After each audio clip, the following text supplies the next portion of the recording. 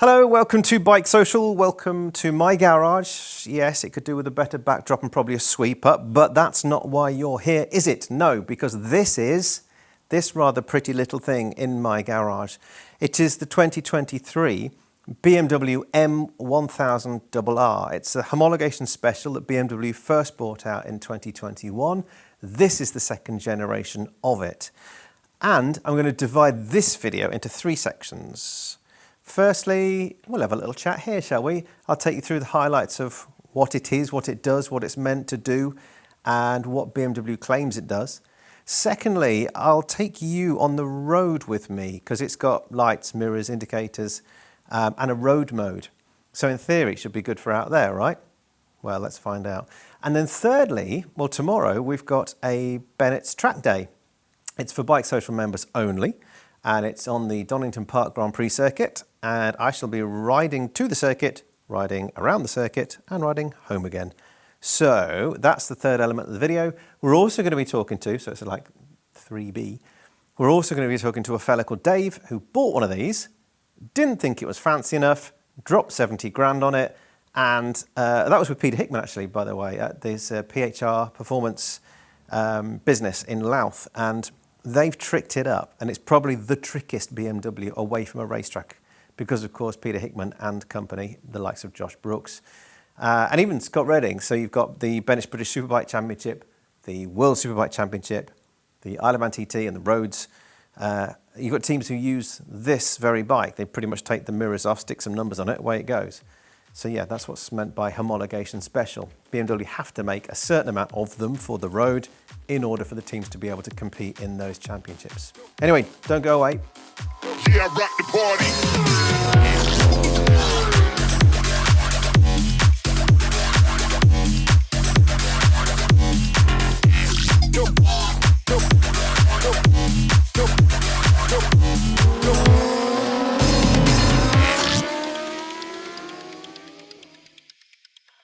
First and foremost, it's a pricey thing. BMW's top-of-the-range superbike is obviously going to be pricey. Now, the S1000RR is full of electronic wizardry, and it's designed purely for the road.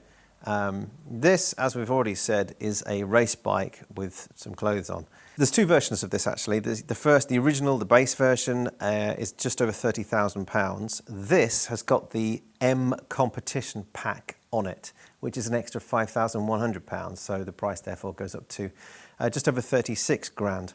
Now, what that means is it's got several different BMW packages on it. So you've got the billet package, which means you've got the fancy foot pegs. You've got the adjustable brake lever and clutch lever. You've also got the, well, this one actually hasn't, but within the M competition package, you've got the pillion package, which gives you the pillion footrests and the pillion seat. This one hasn't got that. This is the press bike from BMW. It also has the carbon package, of course, which includes lots of carbon. It includes this BMW, they call it Black Storm metallic paintwork, and of course the large brake duct covers on the front wheels there. The reduction in weight takes it down by 1 kilo and a bit, thanks to all the goodies. It's also got a fancy chain, which is more durable. BMW claim it makes an extra 1% horsepower at the rear wheel, so lower maintenance, more durable. You've got a sort of stripped bare swinging arm. And you've got, like I said, we talked about the foot pace. They're really easy to adjust. You can invert the quick shift rather than the gear change, so you can make it into race shift. What else can I tell you? It's got the MGPS lap trigger. So that means it's kind of, of all the electronic components internally, it's got the ability to then record all of your data, whether you're on road or track. That does mean that you do need that extra component as well. You do need the data recorder. So that's another £780, and all of a sudden we're way over 36 grand. However, pound for pound, what you get is a thoroughbred.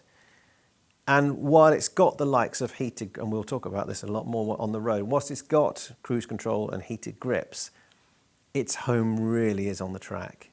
So what do you get for your £36,000? Manufacturers of high-performance motorcycles such as this always follow the same mantra when they're making the next version, and that is more power, less weight. BMW has slightly gone left field when they talk about that, because this version makes no more power than the 2021 version. It doesn't weigh any less, and it doesn't make any more torque. And in fact, the base model is only £5 more in this state. So power is 209 brake horsepower, and that's the same as before. That comes in at 14,500 RPM, 14,500 RPM, I shall repeat. That's its peak power. Redline is just over 15,000. Now, from what I know about this bike already, I've only ridden 40 odd miles on the road so far, so I've obviously not tested what it's like at 14,500 RPM. However, Mr. Chad has ridden it at Mugello for us already, and he's talked a lot about how high revving you need to ride it.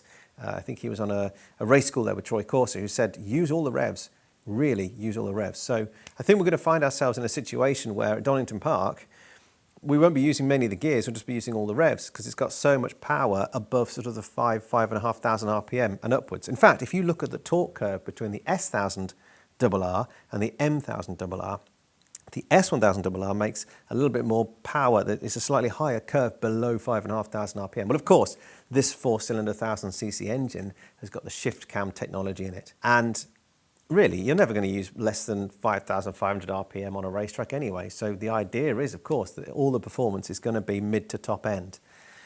We shall find out on track very, very soon. Anyway, where were we? So it makes no more power than the 209 that it made a couple of years ago. It doesn't weigh any less than 192 kilos.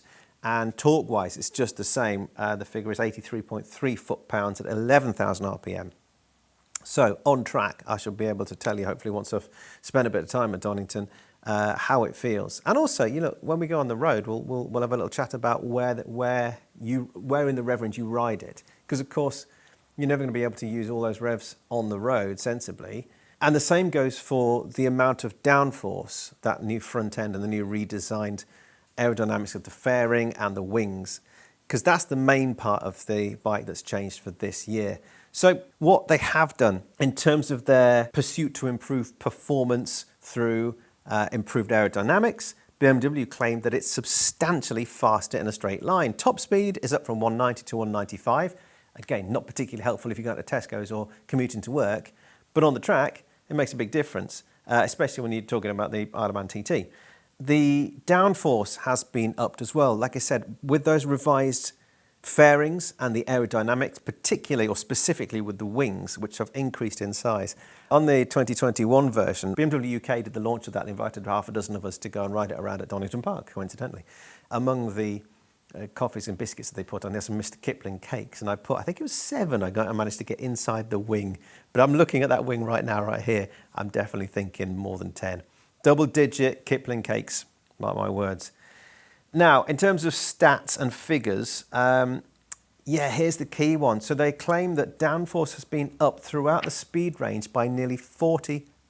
Again, these are claims, and there's no way of being able to test them, I don't think, unless there's some very clever people out there. But when they're talking about, and I just need to refer to my notes. So at 93 miles per hour, there's 5.7 kilos of front downforce through their winglets, up from 4.1. So 4.1 to 5.7. That means it's going to be a lot more grounded. It's not going to be stable at that kind of speed, 93 miles per hour. But when it gets to 186 miles per hour, which I think is that must be 300 kilometers an hour, I think, 186 miles an hour. There's 22.6 kilos of downforce, and that's up from 16.3, measly 16.3. So now 22 and a bit, that's a sack of potatoes, isn't it? That's a Labrador sitting on the front there, holding it down, making it more stable. But it's not hindering or impeding on top speed. So drag reduction has been improved as well, of course, with the larger fairing. Again, I'll get some shots for you. So how wide this particular part of the fairing is. So you can get, as a rider, you're getting tucked in, you're getting your knees behind here, you're getting your body behind that screen. There's a slightly taller screen on there, tucked in behind the fairing and the screen is what I meant to say. And then you've got those wings as well. So in theory, all of those aerodynamics, those fairings work to reduce drag. It means you can slide through the air so much faster. You've got the redesigned tail, you've got a more bubble-shaped nose, new side panels, and of course those front brake cooling ducts as well. and they've kind of been integrated into that new front mudguard, and then you've got the brake disc protectors on there, very MotoGP style, isn't it? So there you go. They're the main highlights of what's new on the 2023 machine. And while your spec sheet against the 2021 bike is so similar, it's the aerodynamics and its performance on track where we as a rider are going to be able to feel it. So let's go. Let's go and have a little mosey on the roads and head towards Donington.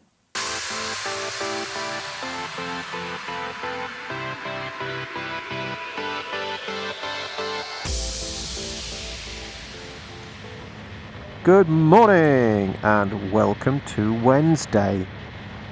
It's 6:20 a.m. and you're on board the M1000RR Express to Donington Park. Alright, let's see if I can angle that a bit better. It's one of those fancy GoPros with a screen on the front, so I can see what you can see. Right, let's get rid of some of that window out of my eyes. Hopefully you've got a decent enough view from my helmet camera on my chin. The sun's just come up. We're in the middle of September. It's been raining overnight, so the roads are still a little damp, but hopefully the temperature will be high enough and there's enough wind around to dry the track by the time we are on circuit for the first session at 9 a.m. sharp.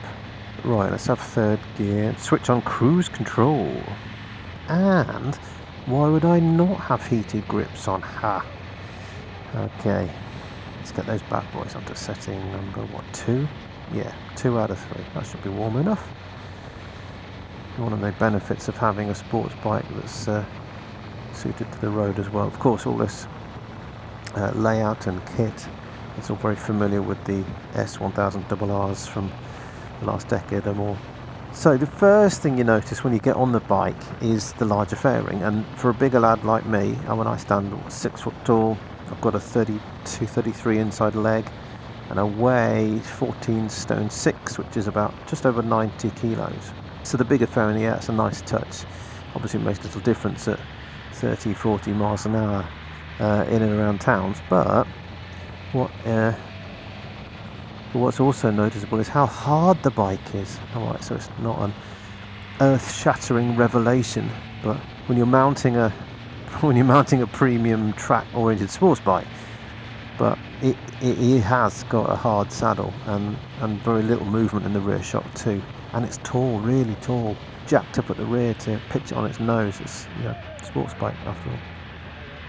And what it doesn't have is what BMW call the DDC, Dynamic Damping Control. That is available on the 2023 S1000RR.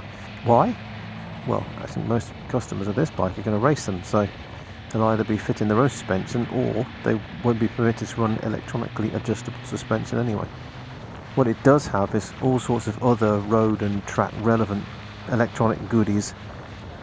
So includes hill hold control, pit lane speed limiter, launch control, and an array of rider modes. So for those looking through the GoPro on the front here, you can see, well probably, the word road in the top right hand side of this very familiar BMW screen, which is surrounded by a massive carbon fibre and looks terrific.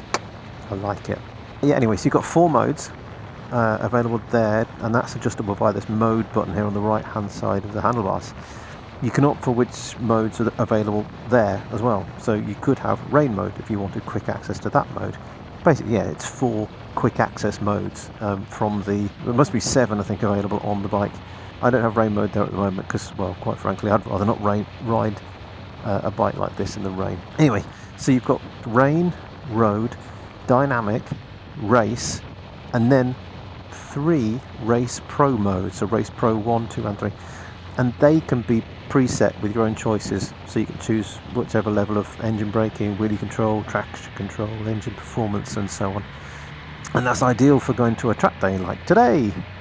So I can have a base setting for the first session where I can set it up myself and assign it to, well, let's say Race Pro 1 for example, with slightly higher parameters of the options on there, so I can kind of just get myself bedded in a bit, and then I can set sportier settings with less electronic assistance, and I'll assign that to, let's say, Race Pro 2, and then all I need to do when I get to the track is, after the first session, before the second session, is just simply flick it from one mode to the other.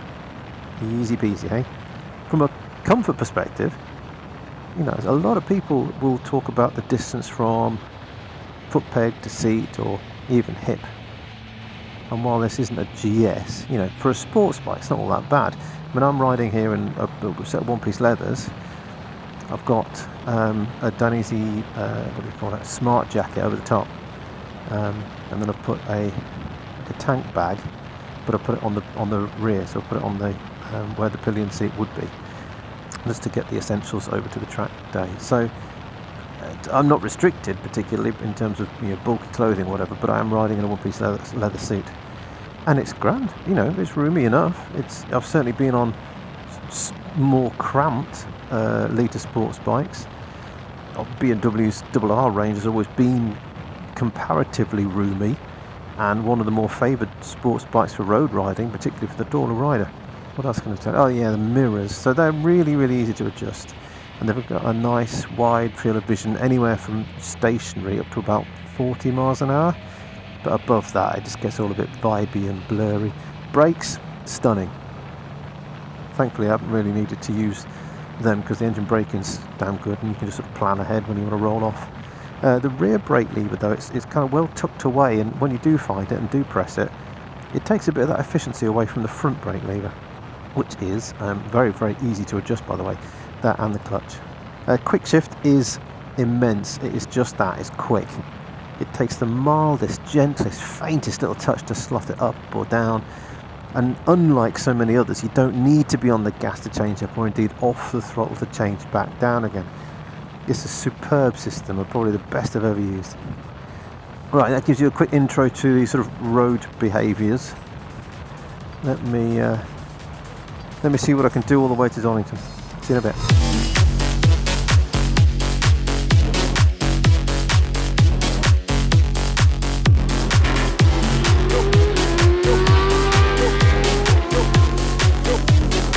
Yeah, I rock the party.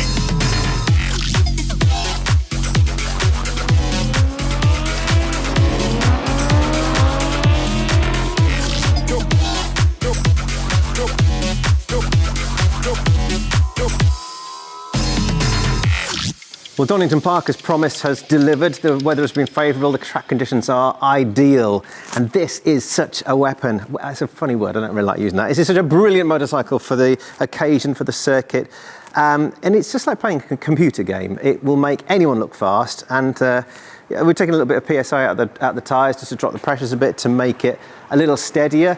But apart from that, Race Pro 1, and away we go.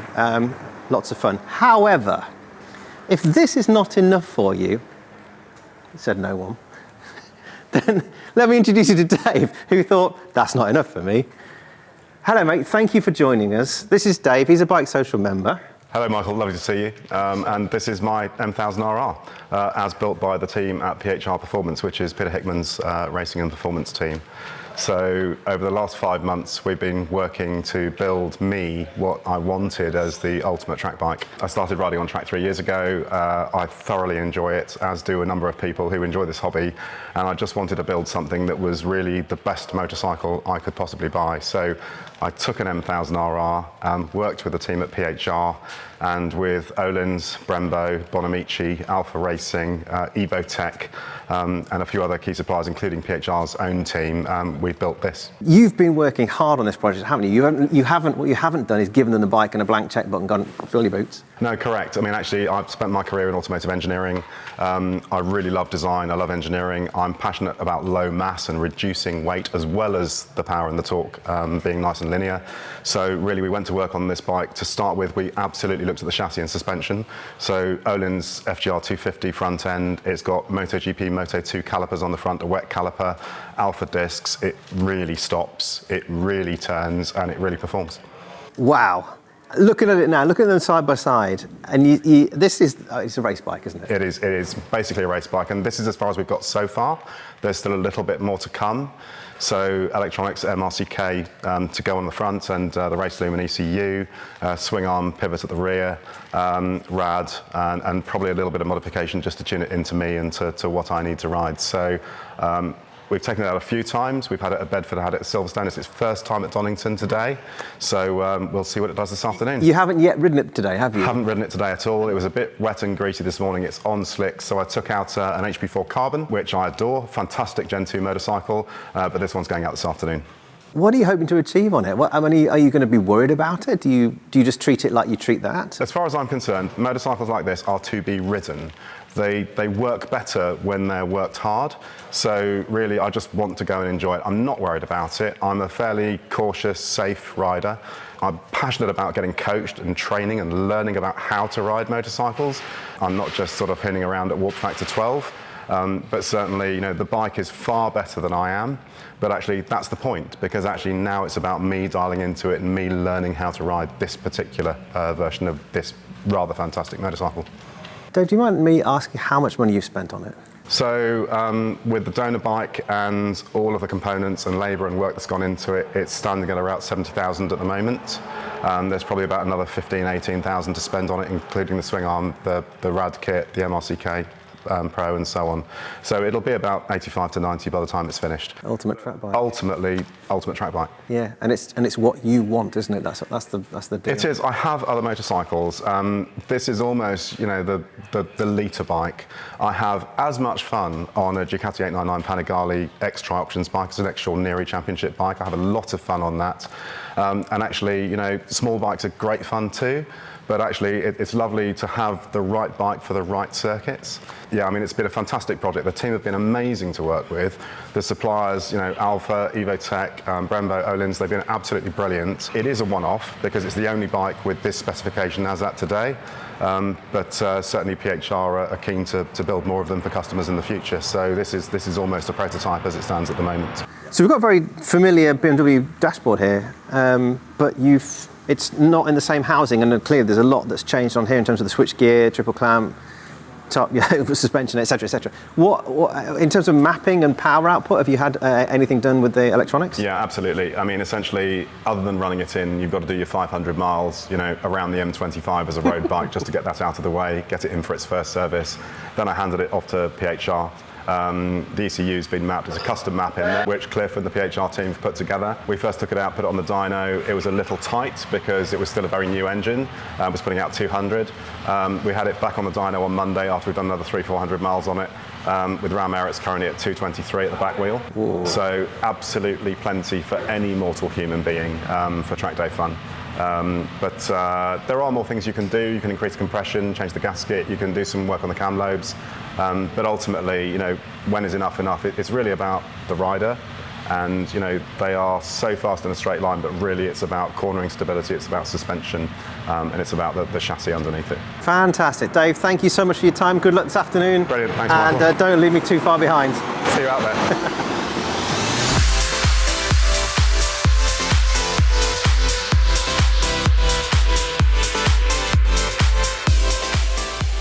Right then, 5 p.m. and I'm going home.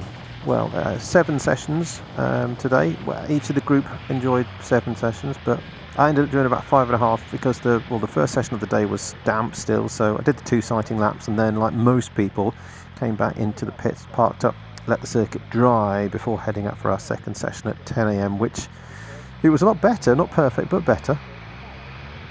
It meant that, like I said earlier on, I could test those sort of preset options with Race Pro 1, 2, whatever, just by kind of dialing in the traction control a bit more, knowing full well that while I'm on treaded tyres, road tyres, there were still a few damp patches around and I didn't want to take any unnecessary risks. Anyway, there was plenty of track time later in the day, so I wasn't too fussed about missing the bulk of that first session.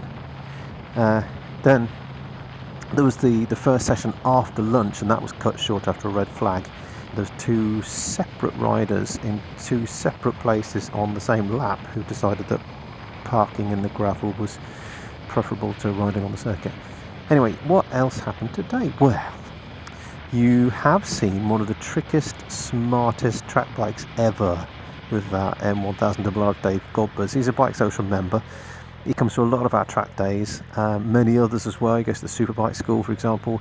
He also gets his kicks from track days and the opera, which is an interesting mix. But hey, anyway, if you were so into track days and you had the means to do so, then hey, why wouldn't you spend what he has spent on a bike like that? I know I certainly would. So we had BSB photographers with us today, Tim Keaton, Jamie Morris. All the BikeSocial members who come on our track days get free photos, so that was mega. I got Jamie to take some shots of me on the road as well, near Donington at lunchtime, so that was pretty handy. We had a professional race mechanic with us, and again, convenient that it was a chap called Darryl Young, who's normally either part of Michael van der Mark's BMW crew and World Superbikes, or he's like Alistair Seeley's crew chief in British Super Stock. I think they call it the Pirelli National Stock 1000 class these days. Anyway, so that was pretty ideal because, of course, he's used to the model that I was riding, and I asked him to invert the quick shifter from road shift to race shift. Evidently, that was dead easy to do because it just involved undoing one bolt and moving it to a different location and then doing it back up again. That is it, which was mega. I didn't have to change any electronics or anything like that. I didn't have to tell the bike that what I'd done. It just knew, which was really, really cool, really convenient. I just prefer using race shift on track. It's easy, especially it's the likes of, I don't know, Redgate, where you want a short shift. So you're coming out of Redgate heading towards Hollywood, and you just want to ping it through an extra gear or two. It's just easier to do when you're clicking down as opposed to clicking up. That said, here I am now, and I forgot to change it back for the return journey back to road shift. So I'm going to have to concentrate on flicking down to change up. What else? I took plenty. I had to end up taking plenty of pressure out of the Michelins. So they're Power Cup 2s. Once they cooled down from the road ride this morning, when I got to the circuit, I measured them at about 40 in the front, 38 in the rear. I took them down to 32.30 because I knew there was plenty that had to come out of them. But even that said, after the first proper track session, I noticed two things. Firstly, coming onto the back straight, so you come out of that double right-hander at the top. I think it's called Coppice. You've got the throttle pretty much wide to the stop, depending on your traction control settings, while you're still leant over in order to carry the momentum onto the straight. So it didn't feel as stable as I'd like to have had it. And then secondly, when I did come in and park back up in the garage, I noticed quite a bit of a shoulder tearing. It was quite noticeable. So I dropped the pressures by another 4 psi in the front and rear. So it's down to about 28, 26, something like that, which was much better. I just gave them an extra sort of half lap on top of what I would normally give. So I wasn't running tyre warmers today, so I'd normally do at least a lap and a half, but I gave them an extra half lap just to get ample heat in them after I'd reduced the pressures. But after that, it was game on. They were absolutely ideal. Probably what I should have done is rung Michelin and said, "Oi, what should I do?" But anyway, I kept traction control on level 2 all day. There's 7 settings up and several down as well from 0. So you can go into negative numbers on your traction control, which I think has something to do with slide control, and that's far too pro for me. But what I did want to do is make sure there's enough electronic intervention, especially because I'm riding a 36 grand bike that's not mine, on a track day full of BikeSocial members. And I've got the company logo, I've got BikeSocial written all over my leathers and helmet, so I kind of got to demonstrate a bit of respect to other track users and not be a wally. I had to behave, but also I wanted to make sure I had enough control when applying as much throttle as possible onto that back straight, like we said. And also, like coming out of the old hairpin, I was between second or third gear there all day, but then you come out of there and you're rolling it right on to go around the left, and it's almost full throttle. I mean, it kind of is because you've got the electronic interference or the assistance that BMW offer, and it's so clever, so clever. You've got to trust in it, and it's utterly brilliant when you get it right. Yes, so today was our last BikeSocial track day of the year. We've been to Alton Park, Brands Hatch, Snetterton and Cadwell, and then we did one here at Donington earlier this year. But I want to just talk a bit more about this MRR, because this thing's ridiculously good. I mean, we had Chad on it earlier, a few months ago. He rode it at Mugello, and he said it's like a computer game. And he's absolutely right. I get that. I really do, because you can You can work damn hard on pretty much any other bike on track to take it to the level where you start to feel a little bit uncomfortable. But this thing's just mad.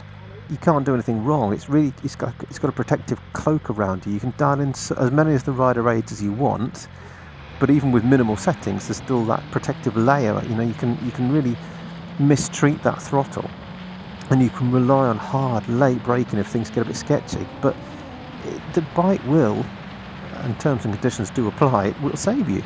On one hand, that's really cool because that kind of element leaves you to focus on the circuit and your enjoyment, but on the other hand, it could get out of hand quite quickly if you dialed those electronic aids down too far. Equally, if you jump from this bike onto something which doesn't have as much protection, then yeah, your focus and concentration are going to be tested.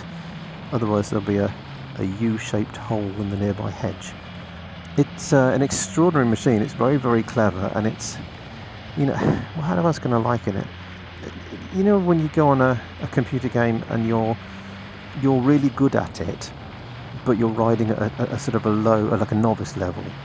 It's that. It's like it's got you. Unless you're a professional rider, it's going to flatter so many people. It makes you feel really good. You get in and you're really buzzing because you think you've done an awesome job, but you still get the buzz, don't you? You come in at the end of the session and your eyes are on stalks and you've just got a grin as wide as your face. And this thing does that. We've talked about that kind of space thing earlier on, the comfort, but for a BMW RR bike, so it's an S, RR or an MRR, they're notorious and usually very spacious as far as leader sports bikes go. And that said, it's still quite a compact seating position.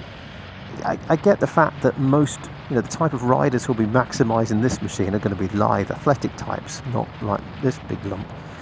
Despite that sort of the saddle space, which is great, so front to back, you've got plenty of movement, plenty of room, which is fine, which is great for riding on public roads, or even when you're trying to get tucked in, so you can shift your bum right to the back. There's little room for manoeuvring here in front of my knees. Anyway, what has impressed me here is its usability. This BMW is tremendous. When I get home later, right, I'll have covered 150 miles of public roads, plus 5.5 track sessions.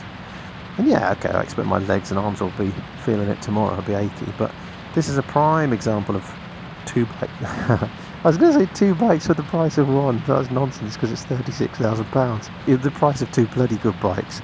So, even though you could probably end up buying a van, a trailer, a track bike and a tourer for the price of this thing, you won't necessarily get that kind of exclusivity or the appeal, desirability. I've spoken to at least a dozen people today about this bike. They've come up to me and they've asked me about it, asked questions, wanted to take photographs of the bike. There's a lot of interest in what it's like. They're asking questions like, well, what is it like to ride? And can you feel the wings? And even John McGuinness and Nathan Harrison, two Honda contracted riders, so I'll whisper this bit. They sat on it and they commented really positively about how you sit in the bike. And unsurprisingly, it's fast enough to make your eyes scream. I'd scream as loud as that inline 4 at 15,000 RPM, but what a chassis that is unbudgeable on track. Its handling characteristics are sublime. Each time I turned into Redgate, that's turn 1, I just smiled, knowing that the bike was egging me on, saying, is that all you can do, man? Each time I tried a bit harder to hit the apex faster and try and, get the throttle turn twisted on earlier to push its limits. But it's my limits that are far inferior here. I mean, even in the production class, that Superstock Support Series, Alistair Seeley broke the lap record earlier this year at Donington on what is essentially this, minus mirrors, lights, number plate. And you know what? The same can be said for Peter Hickman. He set the outright Isle of Man TT lap record this year on this, a Superstock bike. As a track bike, is extraordinary. It's a machine that will flatter any non-professional rider. It'll be an expensive one though, if you go cartwheeling down Craner curves.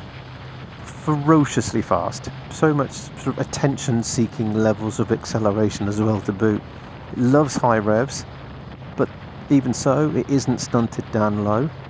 It has so much poise and grace under hard braking. It's quick downshifts when when you're throwing into a corner. You know, when you're approaching the corner, you're throwing the brakes, you downshifts, and some bikes will be making all sorts of shapes. This thing's calm, composed, controlled. Even in the turns, it's really, really gentle. It's a hella entertaining thing to ride. I'd love to pitch it against a Panigale V4i, you know. I mean, that's supposed to be, that carries another 6 horsepower, I think, at peak on top of this. But equally, it's another £3,000 on top. That's for the base mod. So, as a road bike, it's more comfortable than many others in its class, and it's still got all the mod cons for that cozier ride, the heated grips, cruise control, and I quite like. I've been using the hill hold control as well, which is quite handy. But you know, neither the performance or the aerodynamics will be tested to anywhere near those capabilities on the road. But they do add to that attraction. They do add to the bragging rights of this M1000R. The downside is that with the level of world production bike racing pushing boundaries higher and higher, there's every chance a new M1000R will be coming along in a couple of years' time as well. So, you know what, for now, us mere mortals can continue to dream about owning one. I'm not sure if the novelty will wear off very quickly though. Right, I am going to concentrate on getting home safely, so thank you for listening. I hope you've enjoyed the ride. And if there's any questions, thoughts, comments, let me know in that section below, and I'll try and get back to as many as I can. Or I'll ask BMW if there's anything too tricky.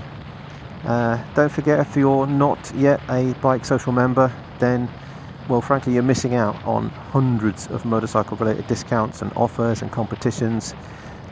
Membership is included for free, free, to anyone insuring their bikes directly with Bennetts. Otherwise, you can still join up, £6 a month or £60 a year.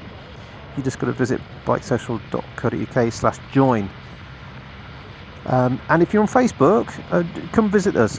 Get involved in our group. It's facebook.com/groups/bikesocial. facebook.com/groups/bikesocial. Brill. See you soon.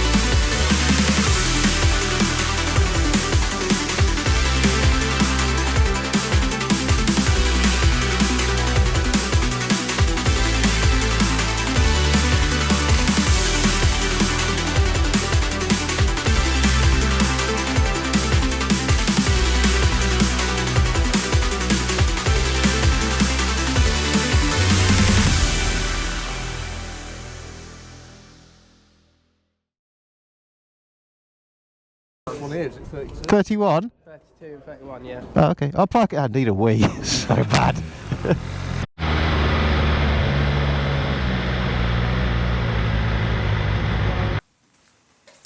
Let's get ready to rumble. Oh yeah, fuel stop. Just a few miles shy of Donington. Oh, I need a wee. Here we go.